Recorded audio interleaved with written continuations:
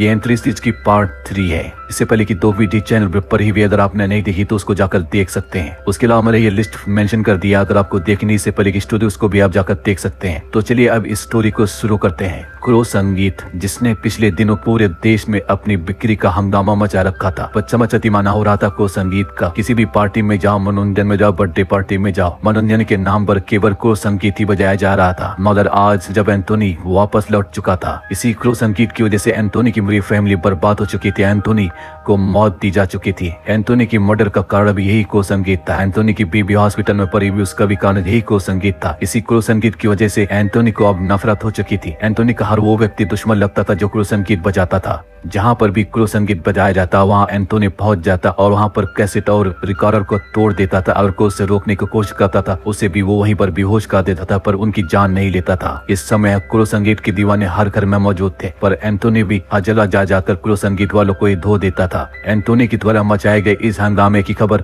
पूरे देश में फैल चुकी थी। हर जगह यह मशहूर हो चुका था, जहाँ पर भी क्रो संगीत बजेगा एक व्यक्ति आता है कौवे के साथ और वो तोड़फोड़ करना शुरू कर देता है। अगर उसको कोई रोकता है तो उसको भी वो मारता है। इसलिए लोगों ने अब क्रो संगीत से डरना शुरू कर दिया था। अब क्रो संगीत न्यूज हेडलाइन भी बन चुकी थी। लोग अखबार में भी पढ़ रहे थे, क्रो संगीत बजाओ मुसीबत बुलाओ। इसलिए लोग अब क्रो संगीत की कसरत तोड़ना शुरू कर चुके थे। जितना क्रो संगीत पॉपुलर हुआ था उससे ज्यादा अब लोग क्रो संगीत से डरने लगे थे, क्योंकि क्रो संगीत बजते ही एंटोनी वहां पहुंच जाता था। कई जगह तो ये वाकया हुआ, कौवे वहां पहुंच जाते क्रो संगीत की कैसेट डीवीडी उठाकर फेंकने लगे, जिससे दुकानदार भी अब क्रो संगीत को बेचने से डरने लगे थे। जबकि इधर इंस्पेक्टर इतिहास के लिए ये रोमांचक पल थे। इंस्पेक्टर इतिहास ने अखबारों की एक इन डिटेल को खंगाल कर ये निष्कर्ष निकाला कि क्रो संगीत का मामला उन्हें फूड सिलर वाले मामले से भी जुड़ा हुआ है, क्योंकि जिन उन्नों की लाशें मिली थी वहां पर भी आग से कौवे की आकृति बनी हुई थी। जरूर क्रो संगीत पर हंगामा मचाने वाला और उस फूड सिलर की जान बचाने वाला दोनों एक ही व्यक्ति है। उस रहस्यमय व्यक्ति का पता लगाने के लिए इंस्पेक्टर इतिहास निकल पड़ा लिप्स कंपनी के मैनेजिंग डायरेक्टर से मिलने के लिए, क्योंकि क्रो संगीत की कैसेटें उसी प्रकाशन की थी। तब कि इधर लिप्स कंपनी के डायरेक्टर के होश उड़े हुए थे। उसको अब तक पता लग चुका था कि पूरे देश में क्रो संगीत को लेकर हंगामा मचा हुआ है। उसकी कैसेटें बिकना बंद हो गई, इसलिए डायरेक्टर बहुत ज्यादा परेशान हो गया था। उसने अपने बहुत सा रुपया क्रो संगीत को प्रोड्यूस करने में लगा दिया था। अगर वो रुपया उसने नहीं कमाए तो वो कमगार हो जाएगा। वो अभी तक गहरी सोच में डूबा हुआ था, तो उससे मिलने इंस्पेक्टर इतिहास भी वहां पर पहुंच गया।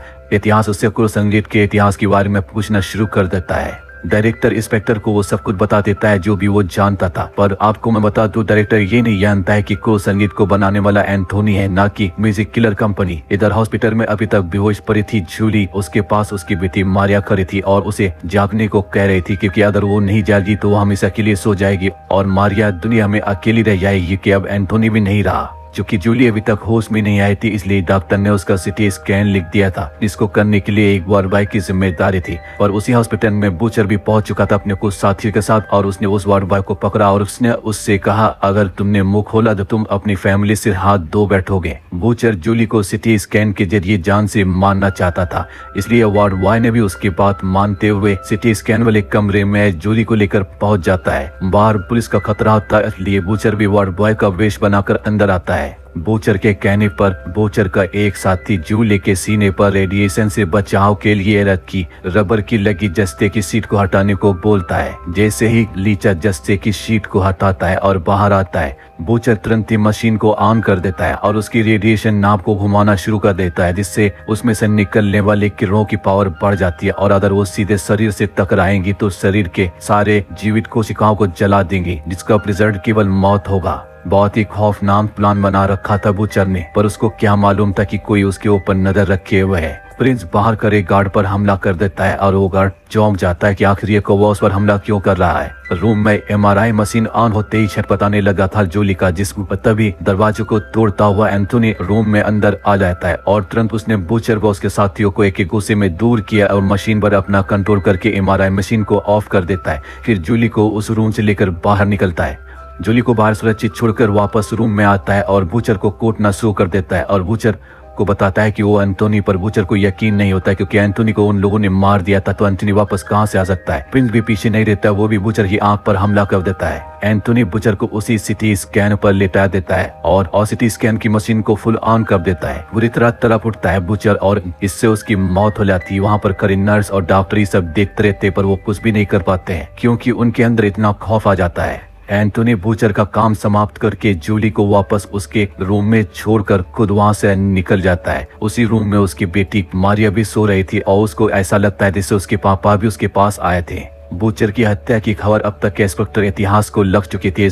इंस्पेक्टर इतिहास ये जानता था कि बूचर म्यूजिक किलर का ही साथी है। उसका शक अब बढ़ता जा रहा था। मौका वारदात पर पहुंचकर देखता है कि बूचर की लाश के पास भी आग से जली हुए कौवे की आकृति बनी हुई है। वहां से मिली जानकारी से उसे पता चला कि बूचर को वो अपना हत्यारा बता रहा था और उसके साथ एक कौवा भी आया हुआ था। इंस्पेक्टर इतिहास के दिमाग में अब सारा खेल बनता जा रहा था। वो समझने लगा था कि एंटोनी की हत्या हुई थी और एंटोनी की हत्यारे ही जूली को भी मारने आया, क्योंकि जूली भी उन हत्यारों के बारे में जरूर जानती होगी। अब इंस्पेक्टर इतिहास को आधार मिल चुका था उस केस की गहराई से जांच करने के लिए। अब वो वहां से निकल पड़ा था केस को बारे में पूरी तरह से जानने के लिए। जबकि इधर नागोरी ने प्रभु दयाल और म्यूजिक किलर को बूचर की हत्या की खबर दी, जिसे सुनकर उनके होश उड़ गए। और उन्हें बताता है कि उसको मारने वाला कोई और मैं एंथोनी है। अभी तक लोग संगीत के दीवाने थे, अब वो ठाकुर संगीत की कैसेटें लोग चला रहे हैं। नाउरी कहता है कि एंटोनी की लाश उसकी कब्र में नहीं है, वो अपनी कब्र फाड़ के बाहर आ चुका है। एंटोनी की आत्मा धरती पर लौट आई है। म्यूजिक किलर को नागोरी की बातों पर यकीन नहीं आ रहा था, क्योंकि एंटोनी तो उनके सामने मरा था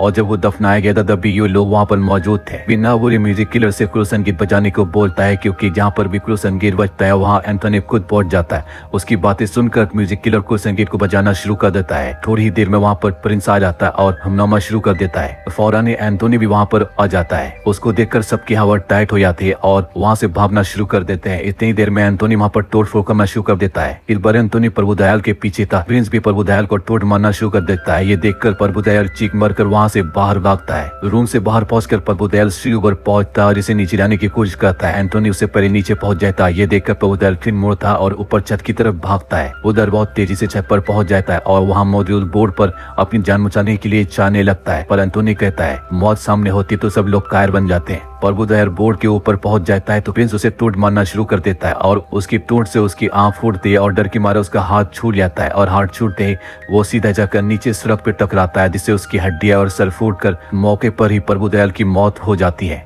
उनका पीछा करते हुए नागोरी उन म्यूजिक किलर भी छत पर पहुंचते हैं, पर तब तक प्रभु दयाल का काम समाप्त हो चुका होता है और सुबह होने वाली होती तो एंटोनी भी वहां से निकल लेता है। जब हमें ये पता चलता है कि एंटोनी केवल रात को ही निकलता है और सुबह होने से पहले वहां से हो जाता है। इधर एंटोनी इस पर मौजूद थी उसकी बेटी मारिया और वहाँ पर वो अभी तक रो रही थी। वो भूखी थी, उसने कई दिनों से कुछ खाया पिया नहीं था। एंटोनी के कहने पर प्रिंस वहाँ से जाता है और एक रोटी कहीं से लाकर मारिया को दे देता है और मारिया उसे खाती है। एंटोनी का सीना अपनी बेटी की आंखों में आंसू देखकर छन लेता, पर वो बेचारा कुछ कर नहीं सकता था। अगर वो उसके सामने आ जाता तो उसका मिशन अधूरा रह जाता। वो अपने और अपने परिवार की बर्बादी का बदला भी न ले पाता, इसलिए वो अपनी बेटी के सामने अभी नहीं आना चाहता था। सुबह के सूरज निकलने से पहले एंटोनी को कब्र के अंदर जाना पड़ता था। इस बात के लिए एंटोनी को बहुत ज्यादा अफसोस था। दूसरी तरफ एंटोनी के हत्यारों में से बलवंत अब एक नाइट क्लब का मालिक बन चुका है। उसके पास एक लड़की सीमा ड्रग्स लेने के लिए आती है, जो कि बहुत जिद करती है तो उसे बलवंत से मिलने दिया जाता है। सीमा जो बलवंत से उधार के ड्रग्स लेने के लिए आती है, क्योंकि उसके पास अब पैसे खत्म हो चुके हैं और वो इस ड्रग्स के पैसे अपने स्कूल की फीस देकर चुकाएगी। बलवंत सीमा को उसका सारा उधार चुकाने की चेतावनी देकर उसको नया ड्रग्स दे देता है। ठीक उसी समय गूंज उठती है कौवे की आवाज और वहाँ पर एंटोनी आते ही बलवंत को एक गुस्सा जड़ता है, जिससे बलवंत हवा में उड़कर दूर जाके गिरता है। फिर एंटोनी सीमा को पकड़ता है और उसको कहता है कि तुझे जहर पीने का बहुत शौक है, ले असली जहर पिए और तुझे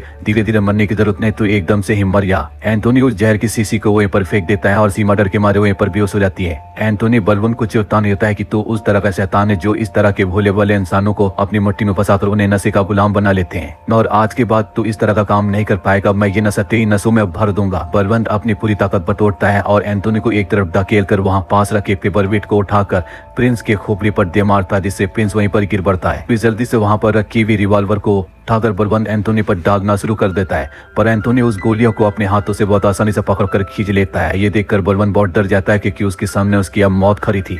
दहशत के मारे बलवंत अब गोली नहीं चला पा रहा था।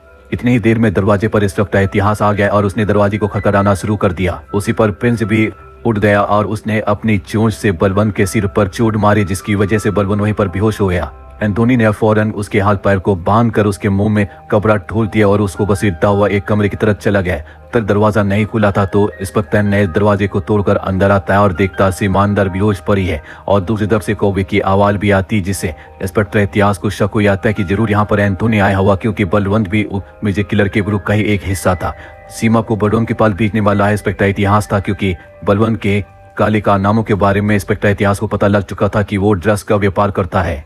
कौवे की आवाज बालकनी में सुनकर जल्दी से वो लोग बालकनी की तरफ भागते हैं और वहां पर देखते हैं कि एंथोनी बड़ी लंबी लंबी छलांग मार रहा है और वो ये देखकर चौंक जाते हैं कि एक इंसान इतनी लंबी छलांगे कैसे मार सकता है। फिर कमरे में वापस लौटता है इतिहास और बलून को ढूंढना शुरू कर देता है, पर कमरे में इतनी ज्यादा गर्मी होती है तो उसको सामने कूलर दिखाई देता है और वो कूलर का स्विच ऑन करता है, पर उसे नहीं मालूम था कि कूलर के अंदर बलवंत बंधा हुआ है। जिसे कूलर का पंखा चलना शुरू करता, उसके अंदर से करकुलकी की आवाज आती है। अंदर से खून के फव्वारे कूलर के बाहर आकर देते हैं। जल्दी से कूलर की ढक्कन आता है तो देखते हैं बलवंत के सिर के टुकड़े हो चुके हैं। दहल जाता है इंस्पेक्टर इतिहास भी और वो जान जाता है एंथोनी का काम है ये। तब कि इधर भागते हुए हवलदार एंथोनी का पीछा करते हुए उसकी कब्र तक पहुंच जाते हैं, पर कब्रिस्तान में एंथोनी उनको कहीं पर भी नहीं दिखाई देता है और वो सारे हवलदार डर भी रहे होते हैं क्योंकि वो कब्रिस्तान में खड़े होते हैं। फिर भी सभी थक हार के वहां से वापस लौट जाते हैं। सुबह होने वाली होती है, इसलिए एंथोनी भी अपनी कब्र में लौट चुका होता है।